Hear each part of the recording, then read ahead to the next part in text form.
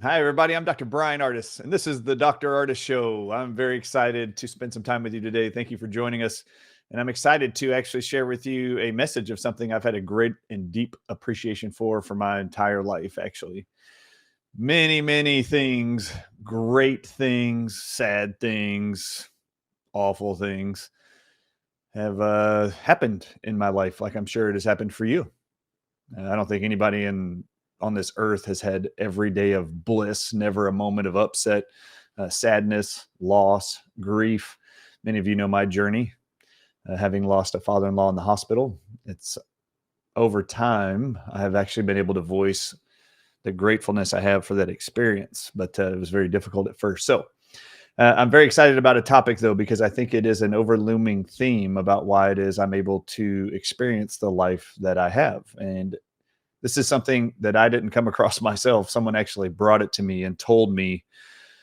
Uh, this is a actual religious leader had come to me and said, "I've never met anybody who shows more gratitude than you." Speaking to me, and years ago they told me, they said, of all the people I've met in my life, no one talks about how grateful they are for their children, their lives, their properties, their assets, their job, more than you. It just seethes out of you. And I don't know how to be any different, but I am actually very grateful when I say it to all of you who are even watching. I'm grateful for you spending time with me, putting any trust in me and my messaging and our research. I am very grateful for the life I have. In fact, I constantly tell people life is awesome, but I have been down in the dumps emotionally. I have been lost emotionally and spiritually at times. I have been scared financially at times in my life. And I think all of us have experienced those kind of things, but I am actually grateful for all of the experiences of my life. So I'm really, really excited to share with you this very special message. So this is all about the law of gratitude, which I had learned years ago was actually a universal law. And that was kind of hard to wrap my head around, that the universe itself is responding to our thoughts, our actions, our deeds. And you can call it God, you can call it the universe, you can call it whatever you want, but there is this law. We can call it God, you can call it the universe, which I do believe is the intelligence of the universe is driven by God, so, and created by God, overseen by God. So this is the universal law of gratitude. I'm going to show you what it means to be grateful. What's the definition of gratitude? I'm going to show you some articles highlighting ways you can show gratitude, look for gratitude in your life. Then I'm going to actually walk you through some personal stories of individuals whose entire lives changed when they started focusing on being grateful for any aspect of their lives in any given day, where it was very hard to find anything they could be grateful for because of the circumstances they found themselves in, and how their lives transformed after they started focusing on being grateful versus judgmental and cynical. So, which is what I try to do most of the time, but I'm not perfect and nobody is. All right. This is the law of gratitude. Then I'm going to show you not only these personal stories, I'm actually going to show you what medical science has confirmed in medical research studies is the power of positive thoughts and gratitude journals and actions.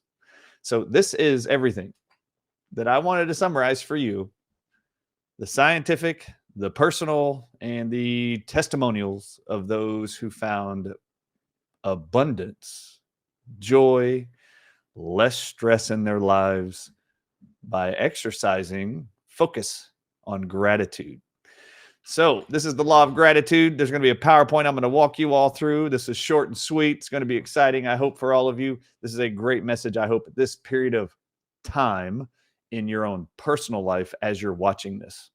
So, as I'm grateful for you spending time with me, let's dive into the law of gratitude. This PowerPoint, if you believe this message, this information, this research I'm about to show you could help benefit someone's lives who's being stuck in depression, sadness, anxiety, fear around a medical diagnosis even, please share this with them. At the resources tab at the Dr. Artis Show, you can download this entire PowerPoint with all the links to these articles, these research studies, and I hope you find something great in this presentation. All right, so we're going to dive into the PowerPoint here. Remember, you can download this at the Dr. Artis Show. Go to the resources tab. but I'm going to walk you through these slides. All right, the law of gratitude. This is not the same as the law of attraction. They do kind of overlap, but that is not what this is. This is not the secret. This is the law of gratitude, universal.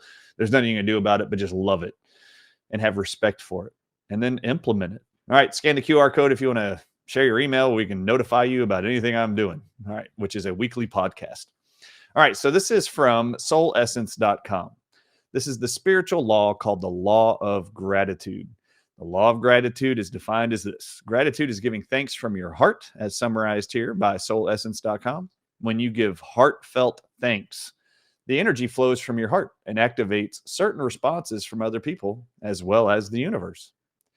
When you're totally grateful to someone for things they have done, they feel that loving energy of your thanks and feel overjoyed and loved. When you give heartfelt thanks to the universe for what you have received, the universal energy lovingly responds by giving you more. You guys know what sarcasm looks like when someone says, yeah, thanks. As a police officer is writing you your speeding ticket and telling you what day you have to show up in court or what date you have to pay the fee by, and you say, thanks. That is not a heartfelt gratitude. That is not a heartfelt thanks of any kind. That's sarcasm. This is different. This is heartfelt gratitude. In fact, I hope you've learned from me. I hope you've learned from the Healing for the Ages team at healingfortheages.com and our conferences about the power of intention. I hope from the Hidden Messages in Water book we've introduced to everybody by Dr. Emoto, I hope you have learned what the power of the intention of our thoughts and our hearts are with changing physically the world we live in. Heartfelt gratitude is a key to abundance. It unlocks the great resources of the universe. And I don't want anything but abundance for all of you listening and who trust me. Gratitude builds a bridge to abundance. This is Roy T. Bennett. You see the quote over there to the right. Gratitude builds a bridge to abundance. With that said, read the next highlighted statement on the screen. Judgment and criticism are the opposite of gratitude and appreciation. They put you in a very low place. Now, for those of you who have respect for frequency and energy, Nikola Tesla says when you want to understand the universe, you have to think in terms of energy, frequency, and vibration.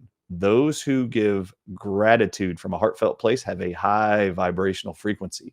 Those who are judgmental, criticize, they have a very low frequency. And you can feel it. You can feel people's energies of those who are grateful, those who are excited, thrilled, love others.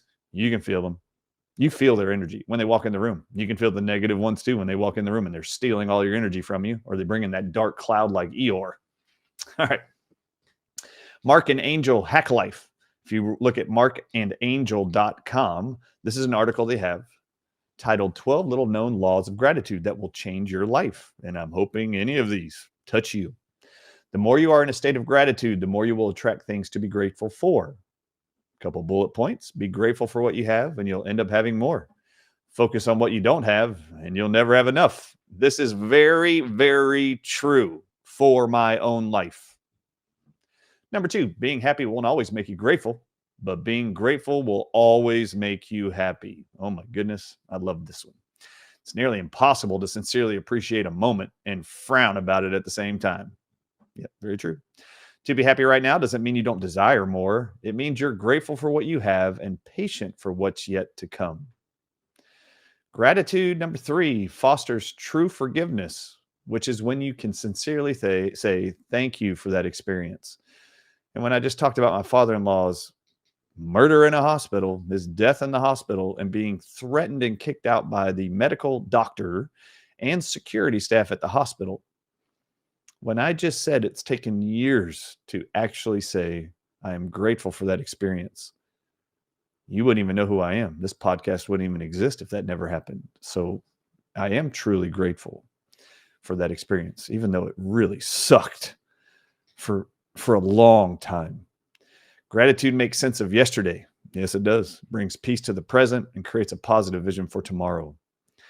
Number 4, you never need more than you have at any given moment. This is true. In this moment, right now in your life, you have everything you need right now. right now, wherever you are, wherever you're driving, wherever you're sitting, wherever you're listening to this, right now, you have everything you need right now. That doesn't mean that's all you're going to have, but you should be grateful for everything you have right now. And what is that you have? Is it your mind? Even if you're broke, is it your motivation and goal setting? Even if you're homeless, jobless? The bullet point reads, "It has been said that the highest form of prayer is giving thanks. Instead of praying for things, give thanks for what you already have." I've actually been in relationships where I would end those days in prayer. And I actually had my partner actually say to me, "Why do you pray so long? Why do your prayers last so long?" I'm not joking. They actually didn't like it. They also would say, "Why do you have to say why you're thankful for everything?" In my prayer, I would just, everything I could think of during that day, I would just show gratitude to God for everything that gave me while I was on my knees. And I actually had a partner who didn't like that. Actually didn't like how much gratitude I was showing. Yeah. Anyway, when life gives you every reason to be negative, think of one good reason to be positive. There's always something to be grateful for. Number 5, gratitude is all inclusive. Good days give you happiness and bad days give you wisdom. Both are essential. Because all things have contributed to your advancement, you must include all things in your gratitude. We meet no ordinary people in our lives. If you give them a chance, everyone has something important to teach you. If you've ever wondered why I did home visits as a doctor, why it is at conferences I like being in the audience and I like being out in the foyer area to greet people and talk to them. I love getting to know how anything I'm doing for you is impacting your lives or what you have learned in your life that can provide value to mine. Number 6, what you have to be grateful for in the present changes. Yeah, this is why gratitude and showing gratitude, learning how to look at things that are awesome in your life, they always change. Be grateful for all you have now because you honestly never know what will happen next. Life changes every single day and your blessings will gradually change along with it. Number 7, a grateful mind never takes things for granted. What separates privilege from entitlement is gratitude. What is the difference between someone who is spoiled and someone who is a spoiled brat? The spoiled has gratitude for what they have. The spoiled brat is entitled.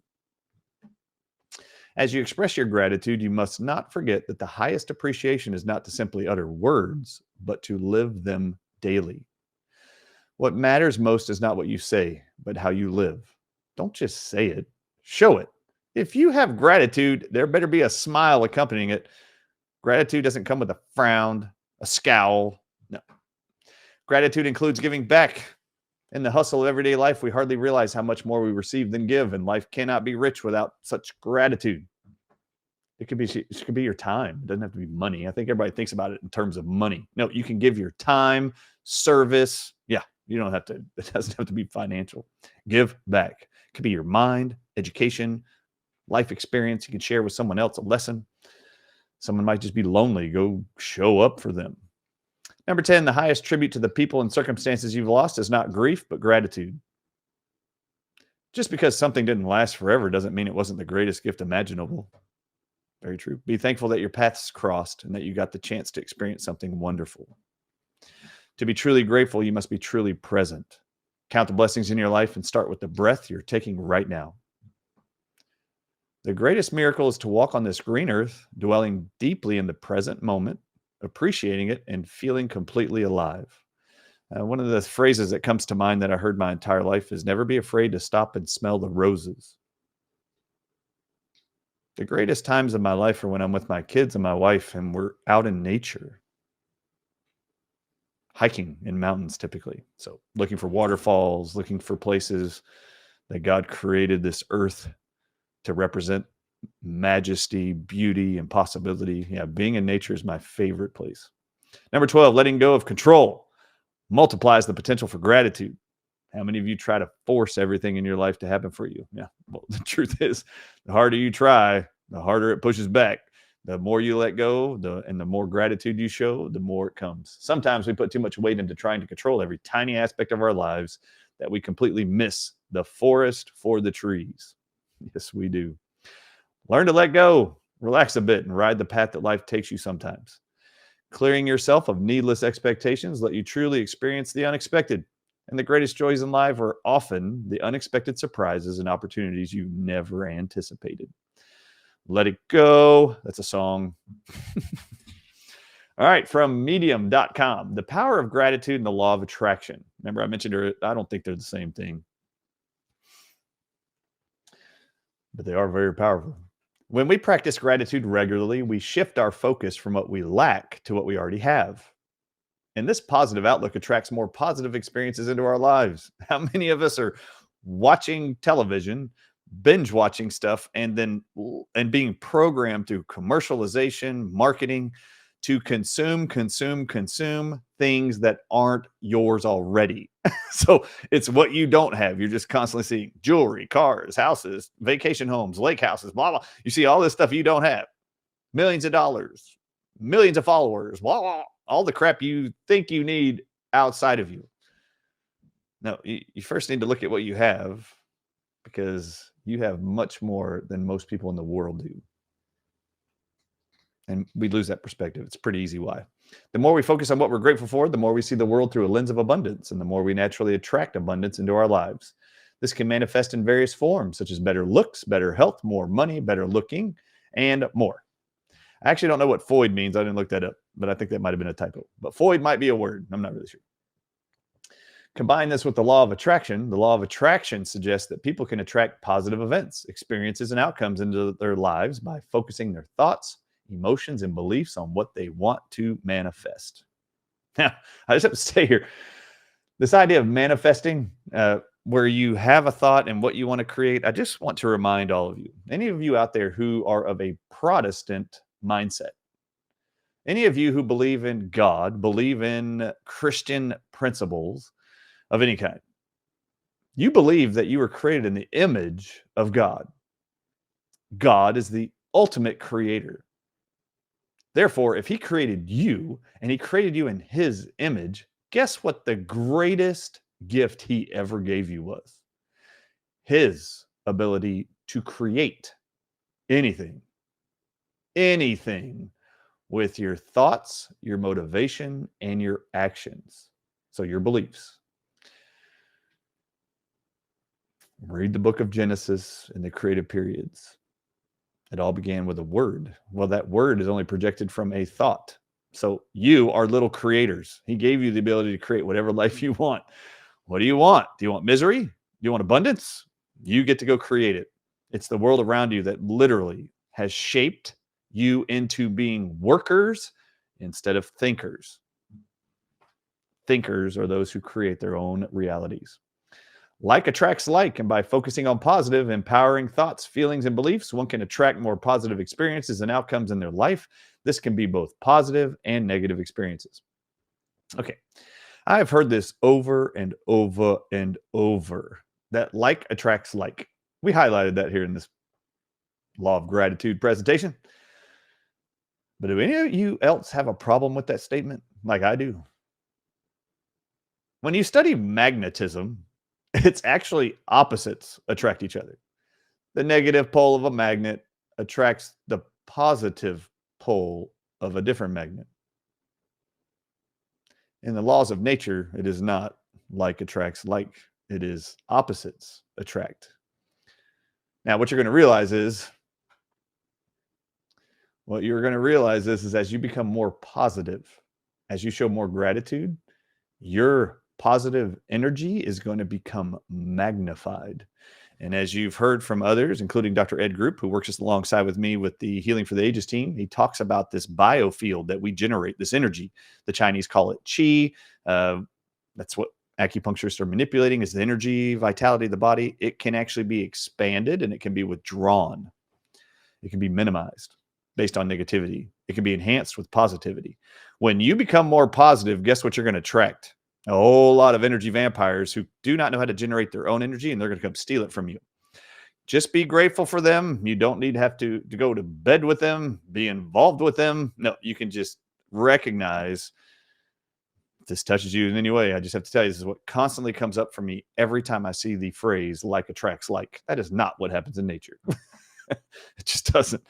So anyway, But it might be true for the law of attraction, which is not what this is about. This is the law of gratitude, and that's what we're going to focus on. How to use the law of attraction in this article. Get clear on what you want. The first step is to identify what you want to manifest in your life. Believe in this possibility. Once you have clarity on what you want, believe that it is possible to manifest it into your reality. Focus on positive thoughts and feelings. That is a part of the law of gratitude. Shift your thoughts and emotions towards the positive aspects of what you want. For example, could you imagine being deathly afraid of the IRS, you personally, and you're like, you know what? I want more money. Do you know what the very next thought is? Oh my God, I'm going to pay more taxes. Okay. The positive part would be, what could I do with money? Where could I give it? What foundations could I donate to? What charities could I donate to? What could I build that could be a space of safety and abundance for other people to learn these principles? Imagine being afraid of the IRS all the time and then building wealth, but being terrified at the same time. You're going to lose it all. Okay. That's the law of attraction. Law of gratitude is just being grateful. So show gratitude for everything you have in every moment of every day. Take inspired actions. The law of attraction is not just about visualization. It's about taking aligned actions that bring you closer to your desired outcome. Let go of attachment. Letting go of attachment, which is a part of the law of gratitude, means not worrying about how, when, or where your manifestation will happen. Trust the universe to bring it to you in the best way possible. You're going to learn it's much easier than that. Just show gratitude. Surround yourself with positive energy. You're not going to be able to do that 24/7, but do focus on those who provide energy for you in a positive way, and be patient. There's some stories here I'd like to share with you that we found of incredible transformations in people's lives, physical, emotional, and vocation-wise, career-wise, when their entire life changed simply by implementing the law of gratitude. All right, so this is from janetaylor.net. How gratitude can change your life, the power of a thank you. At the age of 53, John Kralik discovered how gratitude can change your life. In his book, 365 Thank You Notes, The Year a Simple Act of Daily Gratitude Changed My Life, that is the title of his book, Kralik explains that on December 22nd, 2007, everything in his life seemed to be going wrong. All right, here we go. You ready, everybody? At that time, this was John's life in 2007. His clients were not paying their bills on time, nearly $400,000. So his law firm was losing money and losing its lease. He was going through a difficult divorce and was completely out of funds. I've gone through a divorce. He was living in a small, stuffy apartment where he often slept on the floor under the air conditioner. Yeah, I remember doing that in college. He had grown distant from his sons, 26 and 22. Nope, I haven't experienced that. He was overweight and sad. I have been sad, but not overweight. He had, in fact, actually, there was a period during COVID where I did get a little overweight and I just didn't like it. I was self-sabotaging. He hadn't had a vacation since 2003. Yeah, I've been there. He was working 60 hours per week all year without a break. No, I've never done that. Okay, wait. I have done that. It just didn't feel like work, all the interviews and stuff during that, but it was exhausting. He had a salary of nothing for the year as he lost $12,652. Have you guys ever suffered from not having enough income? He was worried of losing his 7-year-old daughter. Oh, that's awful. I've had moments like that. His girlfriend had just broken up with him. How many of you have experienced loss of a relationship of any kind? On New Year's Day, 2008, Kralik took a walk to the mountains, into the mountains. I just mentioned that's my favorite place on earth to be. This walk started a shift for him as he started to realize he had a lot of unfulfilled resolutions. And I want to stay here. If you remember in the beginning of this, there was a few bullet points from that one website talking about the 12 laws of gratitude, things that you need to implement. One of those was letting go. Take a breath, get out of nature, and then perspective will show up. During the walk, he heard a voice say, quote, "Until you learn to be grateful for the things you have, you will not receive the things you want." This was his soul speaking to him. It's his self that had been lost, been drifting. The term is truly drifting. Read the book Outwitting the Devil by Napoleon Hill that he wrote in like 1910. One of the greatest books I've ever read in my life. This inspired Kralik to set the intention of writing 365 thank yous in the coming year. So he's just in the mountains. His life sucks, it appears. And he's like, you know what? He gets this intuitive moment. Until you learn to be grateful for the things you have, you will not receive the things you want. So he's just like, you know what? Maybe I'll just, the whole next year, I'll write a note of thank you to someone in my life every day for a year. Kralik started his 365 thank yous early in 2008 by writing thank you notes to all of the people in his life who had given him Christmas presents. After writing thank you notes for the material gifts he received, Kralik wrote thank you notes for the less material gifts. For example, cards. By February, Kralik was starting to send thank you notes in every direction of his life. His people at work, friends, and family. He started focusing on other people's lives instead of his own. He sent thank you notes to, check this out, clients that had paid him on time. He wrote letters of thank you to the mediator of his divorce, which I have never thought to do. He wrote a thank you note to the daughter's teacher. He wrote a thank you note to the lawyers who referred cases to him. He wrote thank you notes to the friends who paid for his lunch. He wrote thank you notes to his apartment building manager for his support and help when he couldn't pay his rent. He wrote thank you to Scott, the Starbucks guy. He wrote thank you letters to his old boss who helped him purchase options, stocks, and many more other extreme thank yous, for example, to the restaurant manager at Sal Plantation, whatever that is, some restaurant. By sending these thank you notes, Kralik started noticing something. Number one, the little things in his life he was able to be thankful for. Two, something to be grateful for even in challenging situations. And he recognized three, when he was angry, he was hurting himself, not the other people. That's one thing I recognize is when I get really angry and I'd get upset. I'm a redhead, I'm ginger. If you don't know this about gingers, they can get really angry. They can hold grudges. I realize the only thing that wakes me out of them is like this. Are those other people sleeping at night? Like I am not. Wait, holy cow. I am giving them so much power over my life. I need to let this go. They're not upset. I'm the only one upset over here. Let it go. I've had to learn that. And no, I'm not perfect at it, but boy, I've gotten really good at it. Number 5, he started to become more calm in what would have previously been stressful situations. 6, he was more responsible with his decisions around money, the situations he had control on and those which he didn't. The thank you note project. At the end of the 15 months, Kralik had written 365 thank you notes. His life had changed. Kralik realized he had everything in his life that he needed. His experience of life had transformed. When bad things happened, he was no longer unraveled by them. In the end, he realized he had a great relationship with his daughter. He reconnected with his girlfriend who left him, was able to purchase a house, and he landed his dream job as a judge. The Superior Court. Wow, it's pretty amazing. This is another story of gratitude and testimonial. Evelyn's story, how gratitude changed my life. This is a very physical health issue. The Dr. Ardis Show is a health and wellness podcast primarily. So this is a blog.gratefulness.me. This story. Prior to adopting gratitude, I was going through a difficult time in my life. My relationship was the process of breaking down. A family member was battling a terminal illness, and I wasn't taking very good care of myself. Knowing that I needed to make some changes in my life, but not really sure where to start, I noticed that I was seeing the word gratitude everywhere I went. Despite my skepticism that something as simple as expressing appreciation could make a difference to my state of mind, I was curious enough to give it a try. Over the course of months, I was humbled and amazed by the impact that focusing on gratitude began to have on my life. Day by day, I felt calmer and more at peace, and my overall energy levels and enthusiasm for life started to rise. Within a couple of months, I was sleeping better. Insomnia, anybody? Exercising more.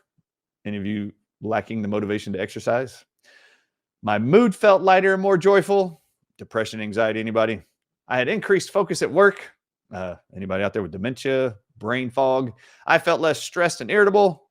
Cortisol, weight loss, anybody wanting? I was happier and more content. Who doesn't want to be happier and content? Misery does love company, by the way. You might want to ask yourself, do I enjoy misery and its company? Because I don't enjoy other miserable people. What this experience proved to me is that incorporating a gratitude practice into your life is one of the best and easiest decisions you can make for your own well-being. It can help you make more positive choices, take better care of yourself, feel empowered, and develop a positive can-do attitude toward life. One study where participants were asked to write down their gratitude items for 21 days only, they reported feeling more optimistic, less anxious, and sleeping better, both immediately and for 3 to 6 months after the study, which was only 21 days long. Another study showed that participants who kept a gratitude journal for 10 weeks reported having fewer health problems and spending more time exercising. Okay, all of y'all are going to learn something about me. I hate exercising. Okay, I don't love it. So I am personally this year, even doing this, I'm going to start talking about how grateful I am for my health that comes from exercising. I literally don't like driving to a gym. So I built a gym in my house, and a physical trainer comes here the last year to exercise myself, my kids, my wife here at my home. And I actually am fit. I actually feel very healthy, but I do not enjoy it. So I'm going to start focusing on the grateful things about exercise. I do it. I don't like it. I'm grateful for my health, though. So I'm going to see if I can change my attitude around working out. I don't enjoy it. Okay. I'm going to see if I can change how I see it, though. I mean, it's okay with the people I'm doing it with. It feels good to be with those people. And I'm grateful for those opportunities to spend time with these people in my life that are personal to me. But exercise is important. Moving your body is important. All right.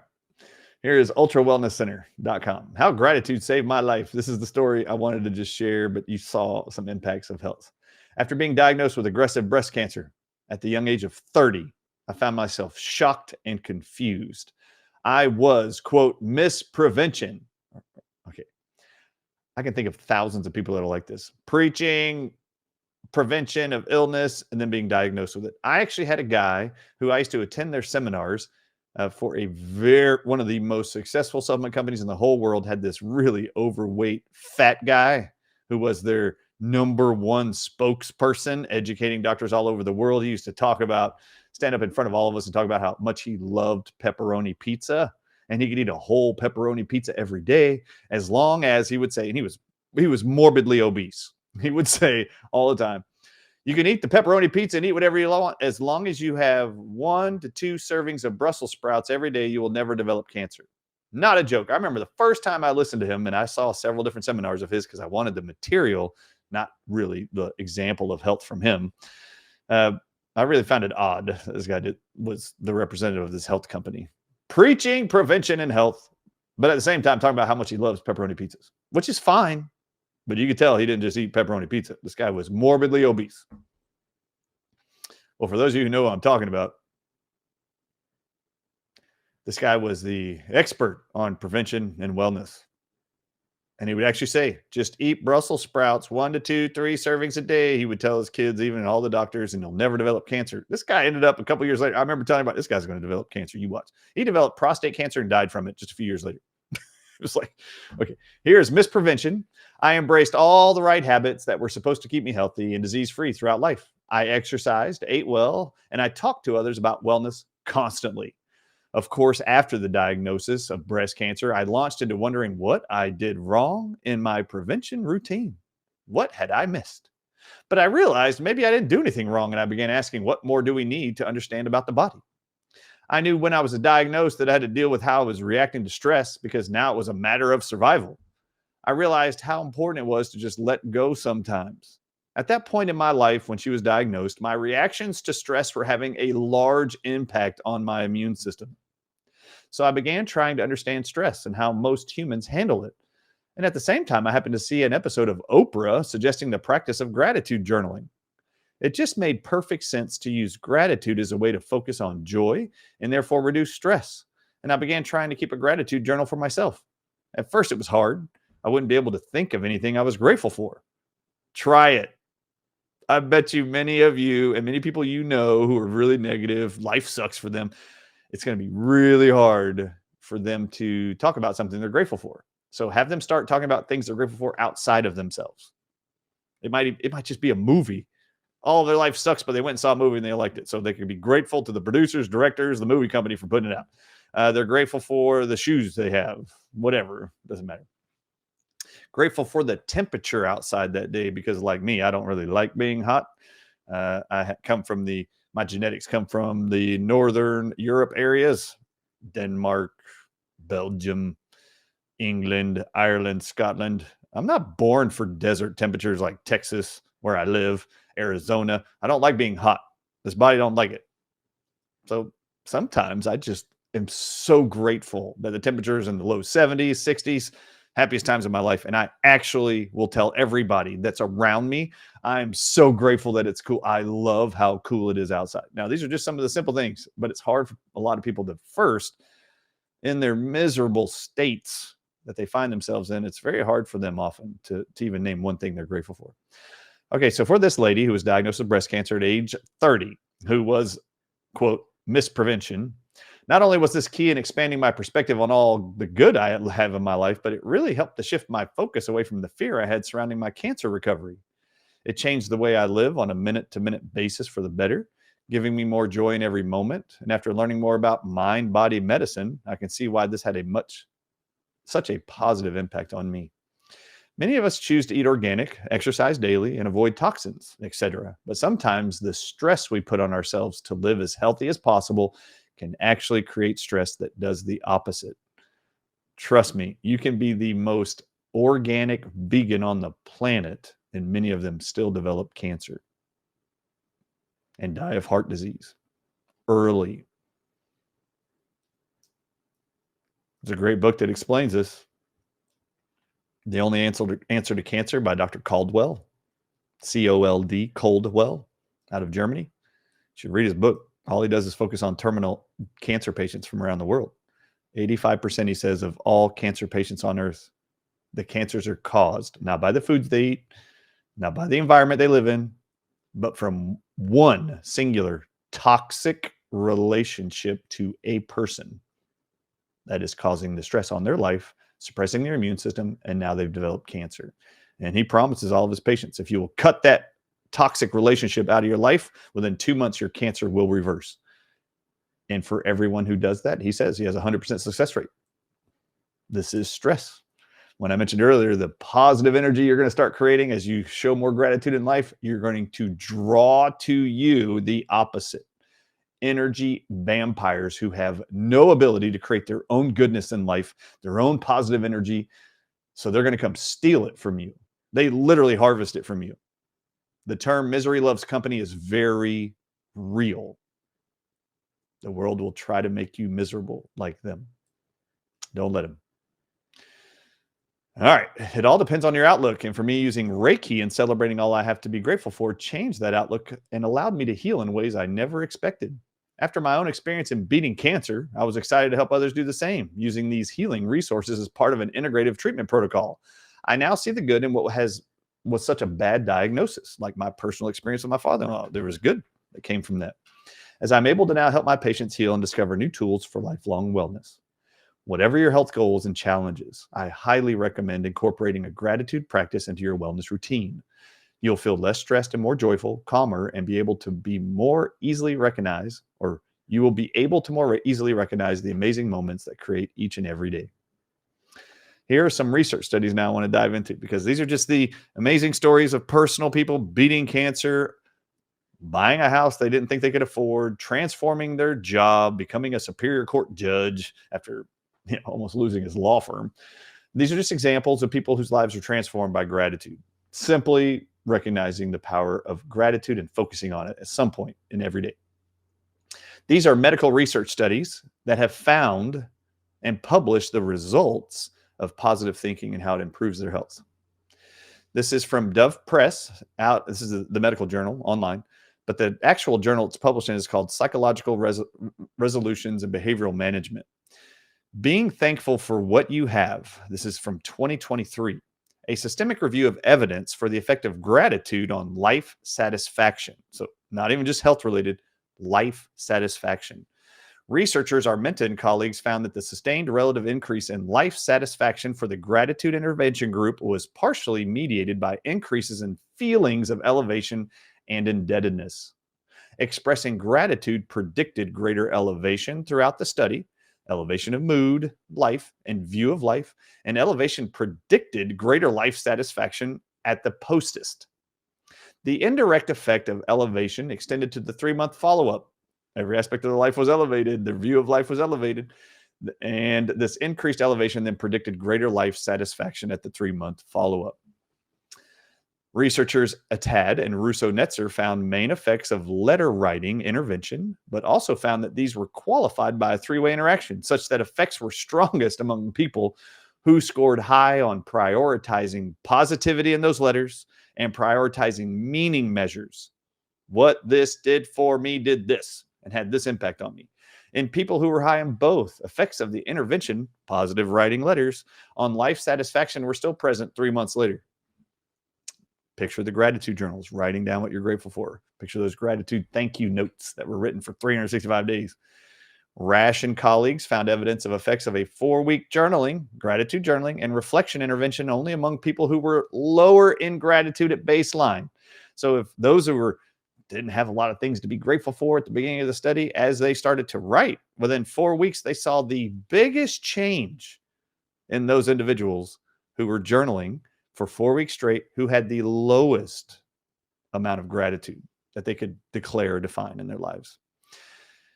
Salsasubro and colleagues in this study, participants in the gratitude condition and a savoring condition. Now they're going to define what savoring condition is, in which participants were asked to bring in a personal object associated with positive memories and to reflect on why they picked that object and the good memories and feelings associated with it.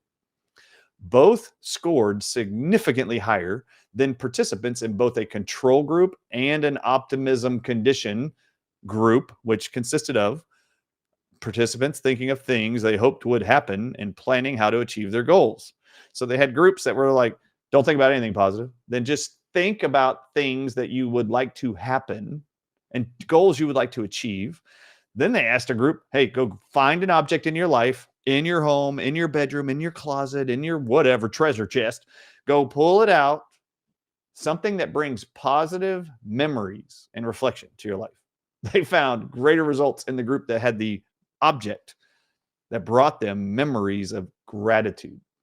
Participants in the gratitude condition reported an increase of more than 7 standard deviations in life satisfaction.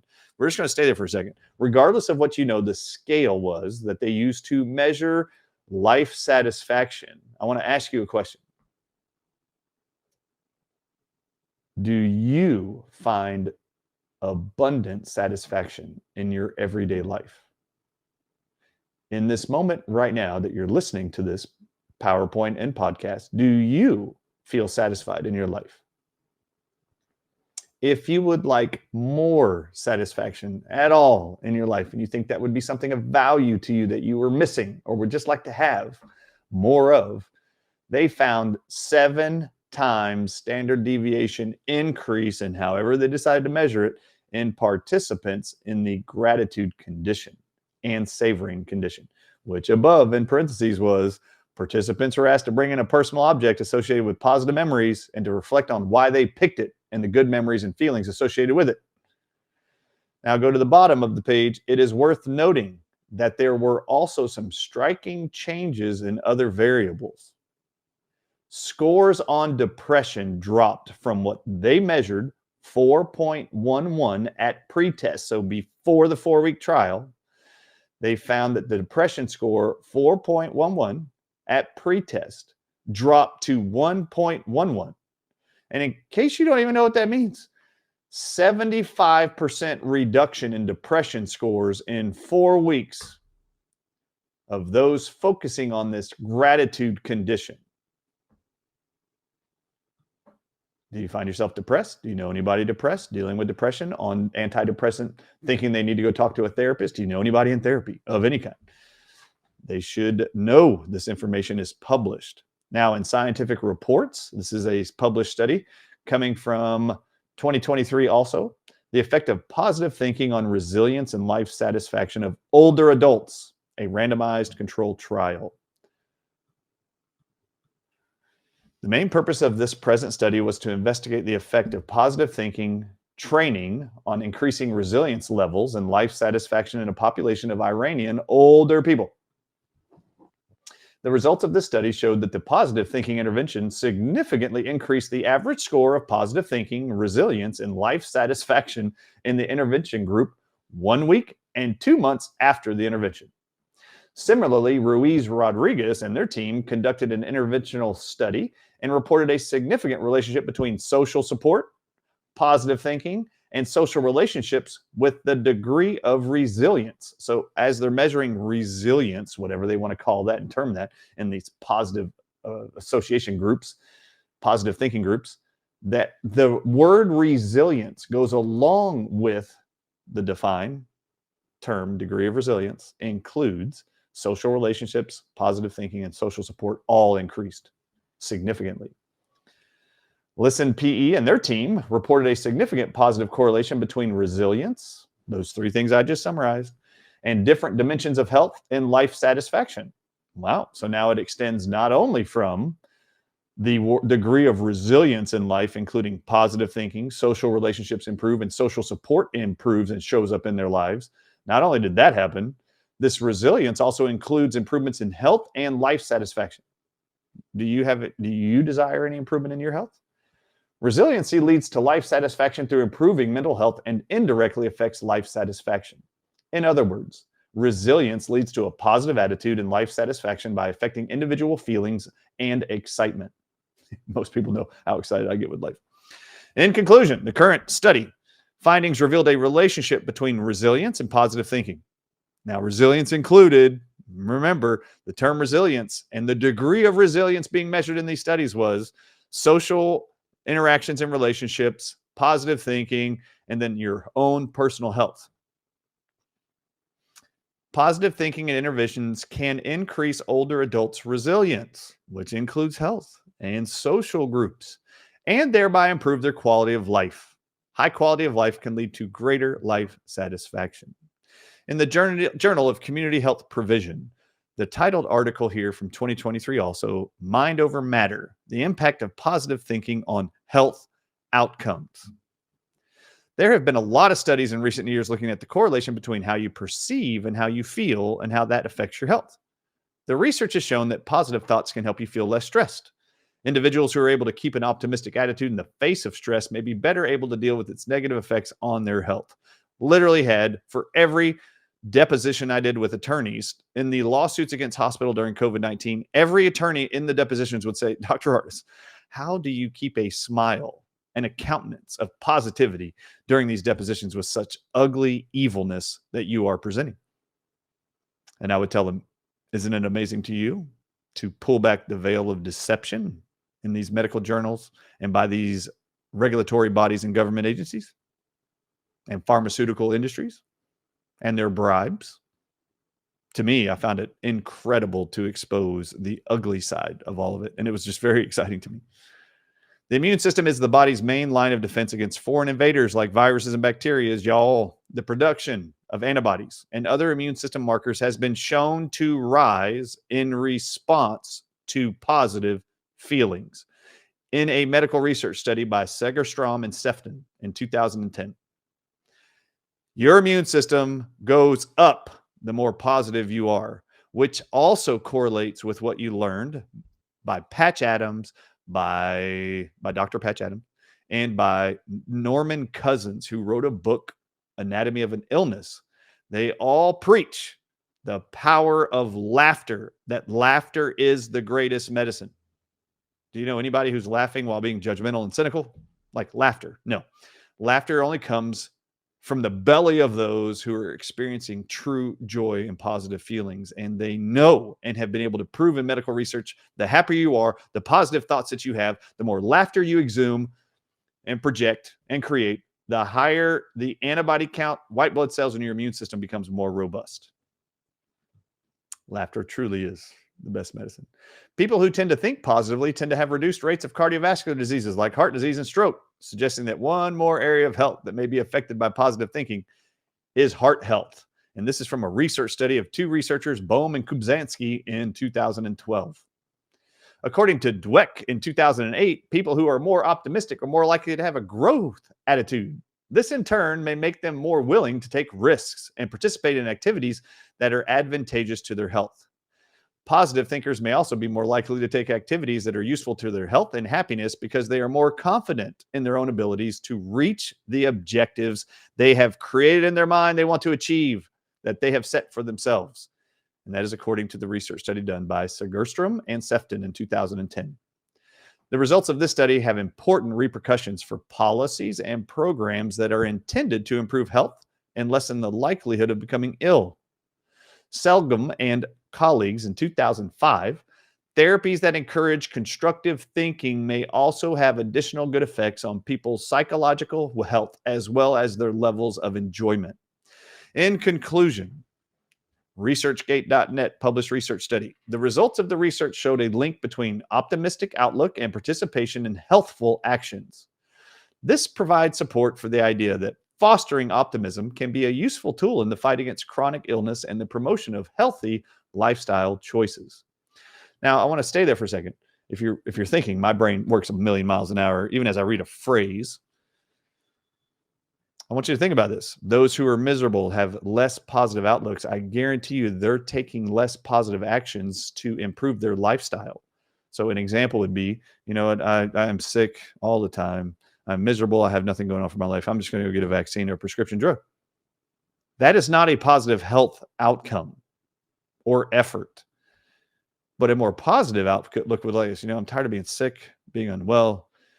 I think I'm going to buy a rebounder and start working on my lymph system, and I'm going to bounce on it for 15 minutes a day. Or I'm going to go walk 20 minutes every day, at least some point in the day. I'm going to go for a walk.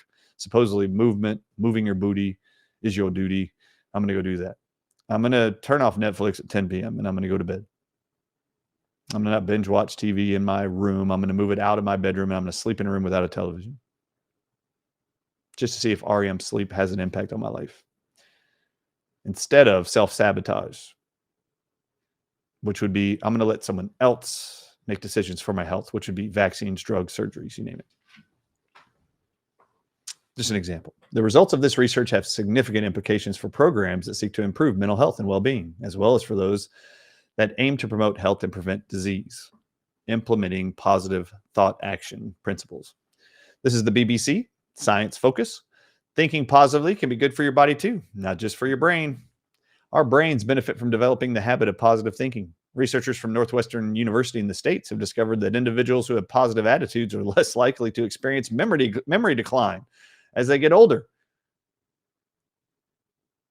Dementia, anybody? Brain fog, anybody? Alzheimer's, anybody? Early onset Alzheimer's, anybody?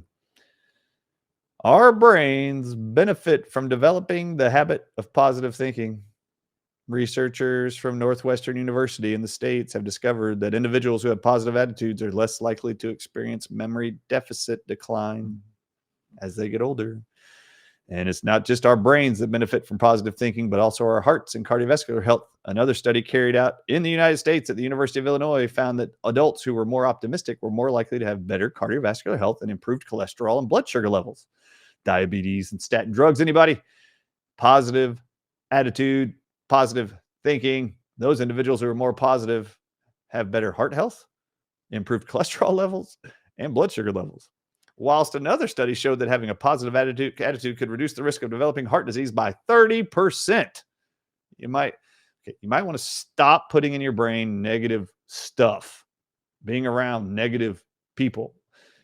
You might want to start hanging out with some positive people or spend some time with yourself, thinking about the things you are most grateful for. The acute stress response that we experience when we have negative, fearful, or pessimistic emotions, we have naturally evolved to release stress hormones like cortisol when we feel negative emotions. And these chemicals raise our blood pressure and heart rate, causing damage if chronic and long-term. A study carried out by Yale School of Public Health found that a marker in the blood called C-reactive protein increased in response to cumulative stress. Hold on here, people. Hold on. Stop reading. Look at me. Listen to me. C-reactive protein is one of those enzymes that look in your blood to see if you've had a heart attack and to be able to tell you when you had that heart attack. Imagine that.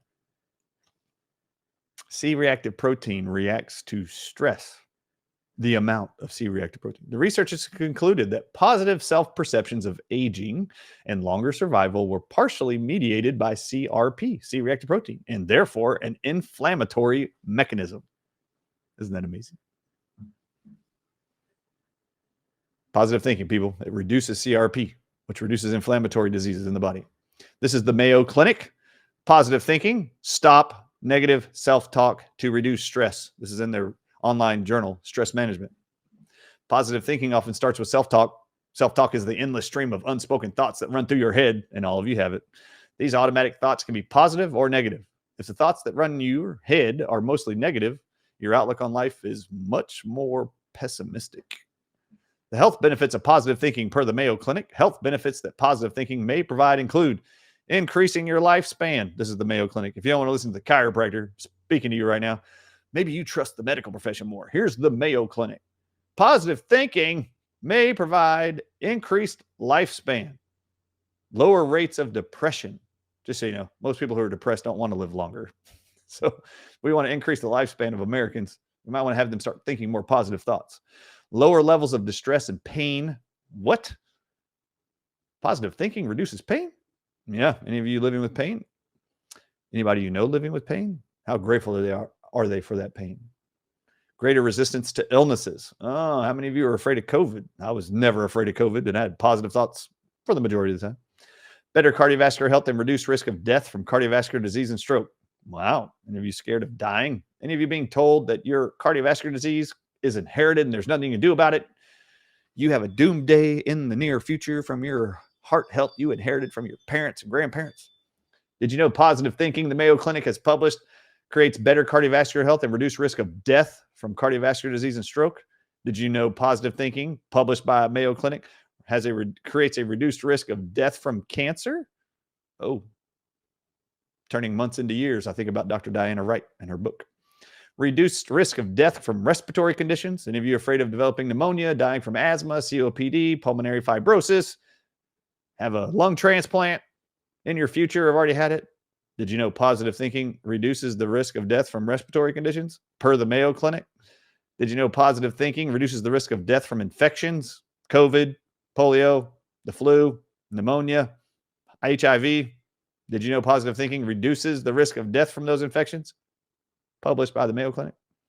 Did you know that positive thinking may improve better coping skills during hardships and times of stress, which is obvious? All right. Scan the QR code.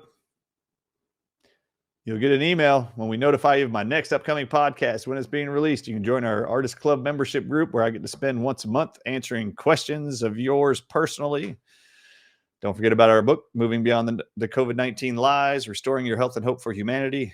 It's been very incredible and humbling to see, and I'm grateful that my book, Moving Beyond COVID-19 Lies, to this day is still listed as a bestseller on Amazon and a #1 bestseller in the vaccine category.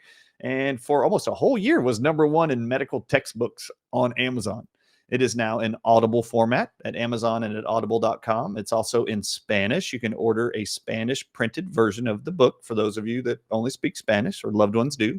And there's also a printable order. You can order a French version now, and it is currently being translated into Polish. And we will keep doing multiple languages because this was a global lie around the world. So we're going to help everybody in their own language, I hope, be able to recognize and learn what the lies related to COVID-19 were. And I'm grateful for being a part of helping to expose those so that you can keep you and your family and your loved ones safe. All right, so this is my presentation on the universal law of gratitude. And I'd like to end with this. Today, I am truly grateful for you sticking around to the end, watching this PowerPoint and this presentation that we put together. I'm grateful for my son, Braden, who helped put together some of these research articles and build out this PowerPoint so that I can help walk you through the law of gratitude that my kids are very well aware of, that I live by and try to live by and acknowledge and honor. I'm also grateful for the Dr. Artist Show team. I'm grateful for my leadership team. I'm grateful for my wife, Jane.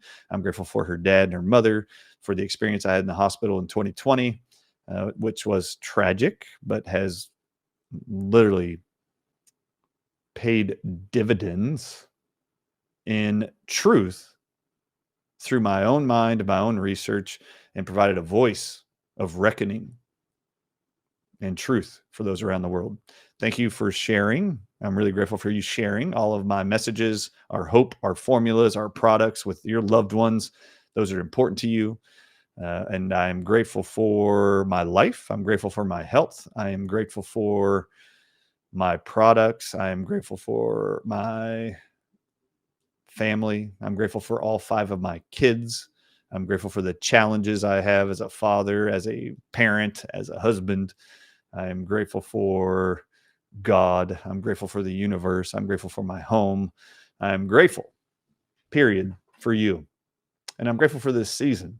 This season, I'm recording this, and it's the fall of 2025. And I'm so grateful for the weather here in Texas. All right. May you be able to find those things that provide value to your life. May you find gratefulness and gratitude in those. And may you find a positive impact in your life, in your longevity, in your health, as you focus on things you are grateful for versus those things that you are critical or judgmental of. That is my prayer for you. I hope to see you next time and next week on the Dr. Ardis Show. God bless. Thanks for watching this week's episode. Visit thedrardisshow.com/follow for my official social media channels and free healing resources. Beware of fraud accounts. Neither I nor my company will ever ask you for money, crypto, or personal information through your social media or DMs. Like this video and share with a friend. And if you're not already, subscribe and follow along so you don't miss any updates from me, the only real Dr. Bryan Ardis. And remember, nature always wins.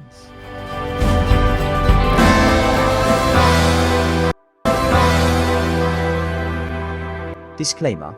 Please note, the following presentation is solely for informational purposes and should not be seen as a replacement for advice provided by your physician. It is important not to rely on the information from this presentation for diagnosis, treatment, medication prescription, or any other form of medical care. Always consult with your physician or healthcare professionals before taking any medication, nutritional supplement, herbal remedy, homeopathic treatment, or pursuing any health-related procedure. If you have a medical condition or believe you might have one, promptly contact your healthcare provider. Do not disregard professional medical advice or delay seeking it based on this presentation's information as the products or services purchased from it do not establish a doctor-patient relationship between you and any affiliated physicians. Statements about dietary supplements have not been evaluated by the Food and Drug Administration and are not intended to diagnose, treat, cure, or prevent any disease.